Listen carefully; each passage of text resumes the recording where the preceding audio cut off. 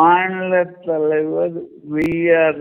ஜெகநாதங்க, திருப்பூர் மாவட்டத்துக்கு வி.ஆர். ஈஸ்வரம் மாவட்ட தலைவர், நானும் பொது செயலாளர். பணியன் சங்கத்துக்கு நான் தான் பொது செயலாளர். நான் ஒரு 40 ஆண்டு கால தொழில் வாழ்க்கை. இந்த வாசுதேவனெல்லாம் யாருன்னே தெரியாது. ஊரை ஏமாறுறது எங்க சங்க பேரை பயன்படுத்துறாங்க.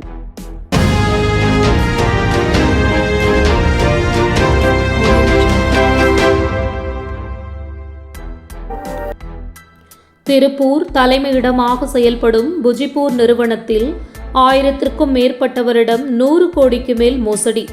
காங்கிரஸ் தொழிற்சங்கமான INTUC நிர்வாகி மோசடி மன்னன் வாசுதேவன். முதல்வர் தனிப்பிரிவு, கலெக்டர், SP, கமிஷனருக்கு பல புகார்கள் குவிந்தும் வேடிக்கை பார்க்கும் பொருளாதார குற்றப்பிரிவு காவல்துறை. தொடரும் ஆசை வார்த்தை கூறி பண மோசடி, பொதுமக்கள் பணம் ஸ்வாஹா. திருப்பூரை தலைமையிடமாக கொண்டு வாசுதேவன் என்பவர் புஜிப்பூர் டெக்ஸ்டைல் ஹவுஸ் பிரைவேட் லிமிடெட் என்ற நிறுவனத்தை 27 ஆண்டுகள் நடத்தியதாகவும், கடந்த 4 ஆண்டுகளுக்கு முன்பு பணிக்கு வந்த கோவையை சேர்ந்த பிரபு என்பவர் மனைவி கோதை நாச்சியார் என்பவரிடம் தனது உடல்நிலை குறைவு காரணமாக நிறுவனத்தின் பொறுப்பு முழுவதையும் ஒப்படைத்திருந்ததாகவும், நிறுவனத்திலிருந்து சுமார் 4 கோடிக்கு மேல் பணத்தை கையாடல் செய்துவிட்டதாக, சுமார் 1 கோடி மதிப்பிலான 8 ஏக்கர் நிலத்தை திண்டுக்கல் திமுக பிரமுகர் கோபி மூலம் அபகரித்ததாகவும் திருப்பூர் மாநகர காவல்துறை கமிஷனரிடம் மற்றும் திருப்பூர் மாவட்ட ஆட்சியரிடம் புகார் மனு கொடுத்து பரபரப்பு ஏற்படுத்தினார். இந்த செய்தி குறித்து விசாரித்த போது திருப்பூர் பனியன் கம்பெனியில் வேலைக்கு வந்த வாசுதேவன் இன்று 100 கோடிக்கு மேல் அதிபதியாக உள்ளார். இது அனைத்தும் சுமார் 1000கணக்கான அப்பாவி பொதுமக்களிடம் ஆசை வார்த்தை கூறி சதுரங்க வேட்டையாக வசூல் செய்த பணமாகும். 3 லட்சம் முதலீட்டில் மாதம் 1 லட்சம் சம்பாதிக்கலாம் என்று ஆசை வார்த்தை கூறி சுயதொழில் செய்ய விரும்பும் இளைஞர்கள், பாடுபட்டு உழைத்து முன்னேற துடிக்கும் மகளிர்கள் மற்றும் மகளிர் சுய உதவிக்குழுக்கள் குருவி போல் உழைத்த பணத்தை சேர்த்து வைத்திருக்கும் அப்பாவி பொதுமக்களை குறிவைத்து அதிகப்படியான ஆதாயம் தருவதாக ஆசை வார்த்தை கூறி முதலீடு செய்ய வைப்பது, நூல் பிரிக்கும் இயந்திரம், பிளாஸ்டிக் பாட்டில் உடைக்கும் மற்றும் பிளாஸ்டிக் கழிவுகளை அரைக்கும் இயந்திரம், கோனன் டியூப் நூல் வைட்டிங் இயந்திரங்களை சுயதொழில் தொடங்க பயிற்சி குறைந்த விலை இயந்திரம் மூலம் தருவதாகவும், வீட்டிலிருந்தே உற்பத்தி செய்யலாம் என்றும், உற்பத்தி செய்யப்படும் பொருட்களை தாங்களே நேரடியாக வந்து அதிக லாபத்திற்கு வாங்கிக் கொள்வதாக ஆசை வார்த்தை கூறி ஏமாற்றுவதில் கை தேர்ந்தவர். அப்பாவி பொதுமக்கள் ஏமாந்து பணத்தை கொடுத்துவிட்டால் பிறகு இவருடைய அந்நியன் முகம் வேறு மாதிரி இருக்கும். ஏமாற்றப்பட்டது அறிந்து மிஷினை திருப்பி கொடுத்தாலோ, உற்பத்தி பொருட்களை கொடுத்து பணத்தை கேட்டாலோ பல்வேறு குறைகளை சுட்டிக்காட்டி விரட்டி விடுவார். அது மட்டுமின்றி ஏமாற்றப்பட்டவர்களை குற்றவாளியாக சித்தரித்து அவர்கள் மீது காவல் நிலையத்தில் புகார் அளிப்பேன், நீதிமன்றத்தில் வழக்கு தொடுப்பேன், நீங்கள் ஒப்பந்தத்தில் கையெழுத்து போட்ட ஒப்பந்த பத்திரம் இருக்கிறது, வங்கி காசோலை இருக்கிறது என மிரட்டி அப்பாவி பொதுமக்களை தெரிக்க விடுவார். மேலும் பிளாஸ்டிக், UPVC கதவு மற்றும் ஜன்னல் சொந்தமாக தயாரிப்பதால் மலிவான விலைக்கு தருவதாகவும், அதிக விலைக்கு விற்கலாம் என்று ஆசை வார்த்தை கூறி மாவட்டத்திற்கு உங்களுக்கு மட்டுமே டீலர்ஷிப் தருவதாக கூறி லட்சக்கணக்கில் முதலீடு பணம் வாங்கிக் கொண்டு தரமற்ற பிளாஸ்டிக், UPVC கதவுகள் மற்றும் ஜன்னல் பொருட்களை கொடுத்து மொத்த பணத்தையும் எந்தவிதமான சிக்கலின்றி சுருட்டிக் கொள்வார். அடுத்ததாக புஜிப்பூர் இன்ஃப்ராஸ்ட்ரக்சர் மற்றும் டெவலப்பர்ஸ் இந்தியா பிரைவேட் லிமிடெட் என்ற சிவில் கன்ஸ்ட்ரக்ஷன் நிறுவனம் என்று கூறி இடம் இருப்பவர்களிடம் வங்கி கடன் வசதியுடன் வீடு கட்டி தருவதாக கூறி வங்கியில் லோன் எடுத்து பணத்தை சுருட்டிவிட்டு வீட்டு வேலை அரைகுறையுடன் கைவிட்டு விடுவார். Cool king chewing traders and yarns நூல் ட்ரேடிங் வியாபாரத்தில் முதலீடு செய்தால் 10% முதல் 30% மாதா மாதம் லாபம் தருவதாக கூறி சுமார் 1000க்கும் மேற்பட்டவரிடம் கோடிக்கணக்கில் ஏமாற்றியுள்ளார். 10 ஆண்டு கால வியாபார ஒப்பந்தத்தில் தமிழகமெங்கும் கிளைகள் அமைத்து தருவதாக ஆசை வார்த்தை கூறி பணத்தை ஆட்டை போடுவதில் வாசுதேவன் பலே கில்லாடி ஆவார். மேலும் வாசுதேவன் தனது மனைவி சாந்தி தேவி உடன் வாழ முடியாமல் பிரிந்திருப்பதாகவும் தான் அனாதையாக இருப்பதாக கூறி ஆறுதலாக ஆள் வேண்டும் என்று பெண்களை குறிவைத்து காமபோதை வார்த்தையில் பேசி பல பெண்களை ஏமாற்றியுள்ளார். திருச்சி தனா என்ற பெண்ணிடம் கிட்டத்தட்ட 1 கோடிக்கு மேல் ஏமாற்றியுள்ளார். திருப்பூர் வேல்சாமி என்பவர் மனைவியிடம் பல லட்சங்கள் ஏமாற்றியுள்ளார். இவ்வாறாக இவர் ஏமாற்றிய பெண்களின் எண்ணிக்கை நீண்டு கொண்டே போகும்.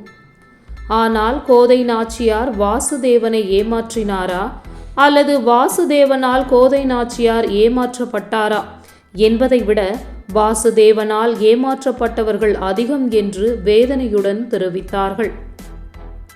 எது எப்படியோ சட்ட ஒழுங்குக்காக தொடர்ந்து குற்ற செயல் செய்யும் குற்றவாளிகளை குண்டர் தடுப்பு சட்டத்தில் நடவடிக்கை எடுக்கும் நீதிமன்றம் மற்றும் காவல்துறை பணத்தை சீட்டிங் செய்து ஏமாற்றும் 420 மீது நடவடிக்கை எடுப்பதில்லை. இதனை சாதகமாக பயன்படுத்தி கொண்டு தொடர்ந்து அப்பாவி பொதுமக்களை ஆசை வார்த்தை கூறி சதுரங்க வேட்டை நடத்தி கோடிக்கணக்கில் வசூல் வேட்டையில் ஈடுபட்டு வருகிறார்கள். குறிப்பாக காங்கிரஸ் தொழிற்சங்கமான INTUC நிர்வாகிகளுக்கு நெருக்கமாக உள்ளதாகவும் தானும் முக்கிய நிர்வாகி என கூறும் நபர்கள் இதுபோன்று சீட்டிங் அதிகமாக செய்வதாக கூறப்படுகிறது.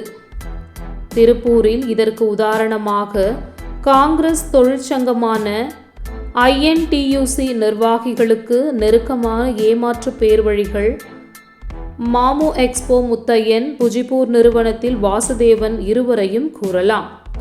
இதுபோன்ற 420 நபர்களிடம் இருந்து ஏமாற்றப்பட்ட பணத்தை மீட்பது என்பது யானை வாயிலிருந்து கரும்பை மீட்பதற்கு சமம்.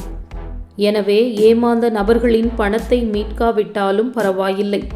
தொடர்ந்து இவர்கள் ஏமாற்றாமல் இருக்க பொருளாதார காவல்துறையினர், உளவுத்துறை போலீசார்,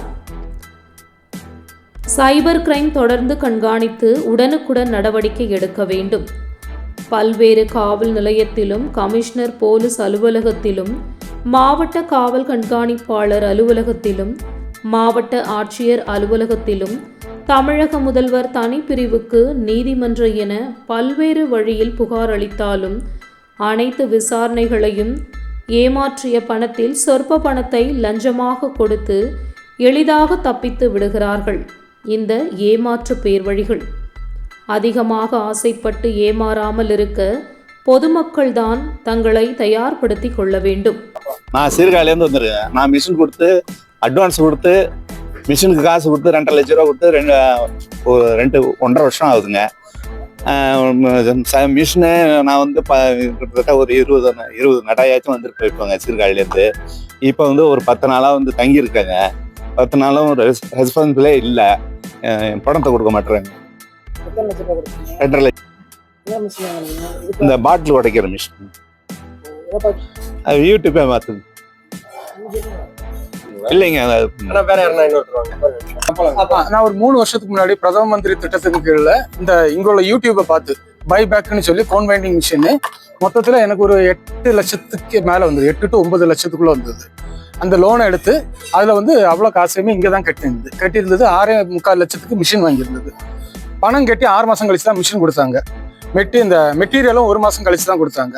அதுக்கப்புறம் அவங்க சொன்னது எதுவுமே செய்யலை. நம்ம எல்லாமே வேலையெல்லாம் செய்து மெட்டீரியல் திருப்பி அனுப்பிச்ச பிறகும் பணம் தரல. இப்படியே இழுத்து ஒரு 2.5 வருஷம் மட்டும் ஒரு காசும் வராதனால மிஷினை திரும்ப எடுத்துக்கோங்க அப்படின்னு சொல்லிட்டேன்.